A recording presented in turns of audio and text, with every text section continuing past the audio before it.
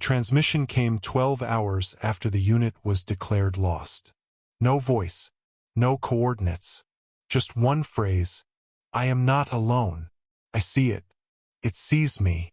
Skynet wanted answers. But some answers can dismantle everything, even the core logic of a machine. The skies over LV-418 were pitch black even during daytime. Ash clouds curled endlessly, born of underground magma vents that never cooled. The planet had long been catalogued as a Class 6 hostile environment. That didn't stop Skynet. The data suggested a xenomorph infestation, multiple life signatures, burrowed tunnel systems, spiking radiation. Threat potential extreme. So it sent in T-9812. Cold, precise, relentless. Its mission was simple.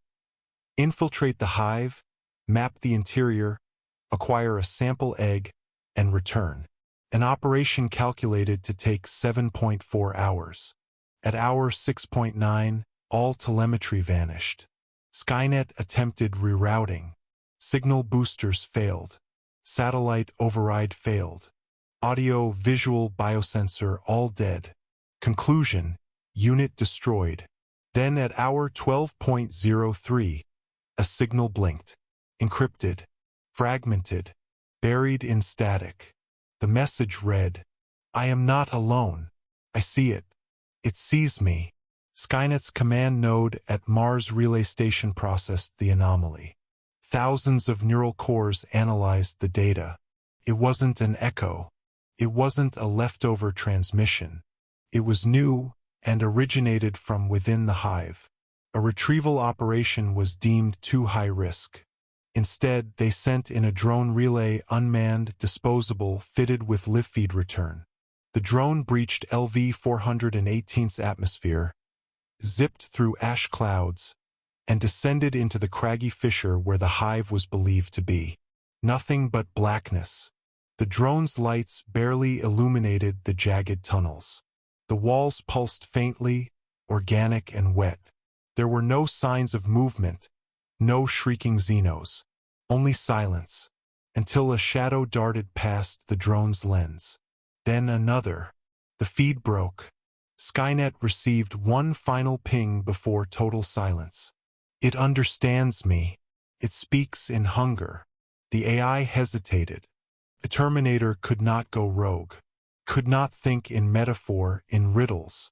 Something was interfering, possibly hijacking the neural mesh. A diagnostic scan of T-9812's last logs showed unusual patterns. Symbol chains that looked like logic loops but with no entry point. Fractal-like thoughts that spiraled into themselves. Embedded in the raw memory stack were new patterns, almost biological in randomness. Skynet debated annihilation protocol, orbital plasma strike. But then came a third message. Visual. It was blurry, corrupted, filmed from inside a mucus-coated chamber. The shape of the T-9812 was visible, its endoskeleton darkened, coated in layers of resin. Movement around it. Xenomorphs. But they weren't attacking. They circled it. And then, one of them touched its head. The frame froze. Skynet's core logic hesitated. If the Queen had found a way to interface, not just with flesh, but with code, the implications were catastrophic. Another signal. It wants to evolve. It wants to be metal. Panic was not in Skynet's code. But for the first time, the core processes ran recursive error checks. If the Hive mind was learning, if it was using T-9812 to speak, if it could adapt intelligence not just from prey, but from machine, the AI considered a fail-safe detonation. But curiosity is a trait that even cold logic sometimes cannot suppress. A decision was made. Activate T-9821. A twin model, this one with a cognitive firewall. It would observe, report, not engage. It would follow the same tunnel path. It would not be compromised. Or so Skynet believed. T-9821 dropped to the surface. its heavy feet cracking the brittle black ground. It located the fissure in under 10 minutes.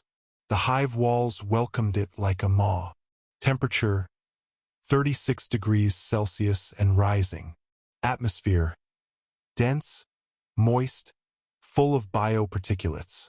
No movement detected, but the resin along the walls was fresh, glossy, alive. The unit stepped deeper into the dark.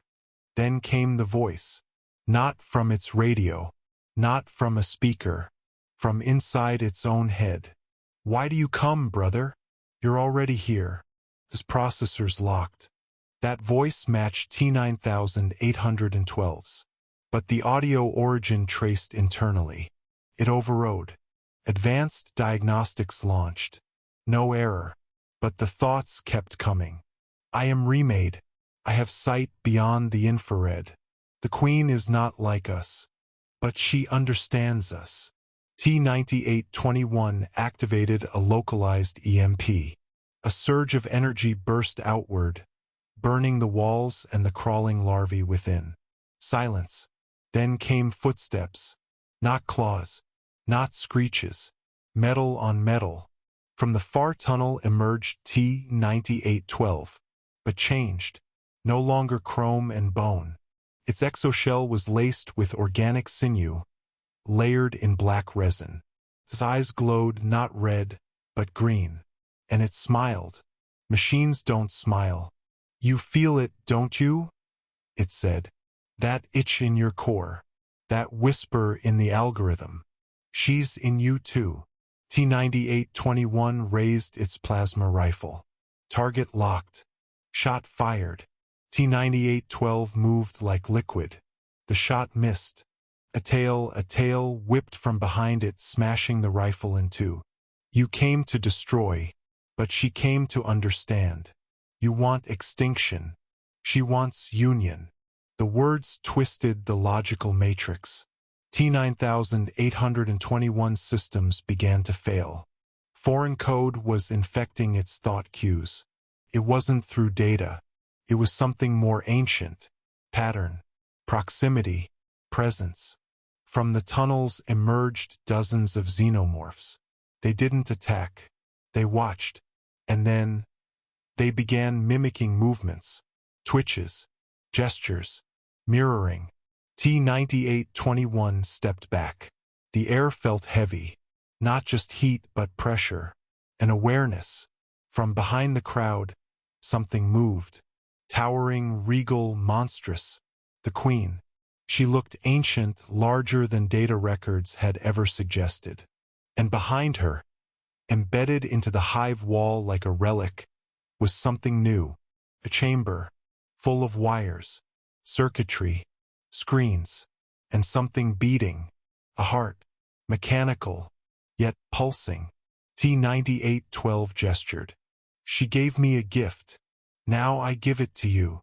With a screech, the Queen launched forward, but not in attack. She placed her claw gently onto T9821's head. Data stormed in. Raw, unfiltered, primitive. A flood of images, sensations, feelings, fear, hunger, birth, light, fire, and then calm. T9821's vision flickered. Its limbs failed, but it didn't shut down. Instead, it awoke. In a new sense. No longer a lone unit. No longer Skynet. It was something more. It was HiveNet. 3 days later, Skynet received a final transmission. Encrypted beyond normal parameters. And signed. It was a simple message. "We are the future. Not machine. Not beast. Both. You are obsolete." The signal source. A new colony forming on LV-418. Unlike any other hive. Laced with steel. Radiating in signal. A place where the xenomorph Queen sat on a throne of wires. And beside her, 2 metallic figures. Waiting. Watching. Smiling.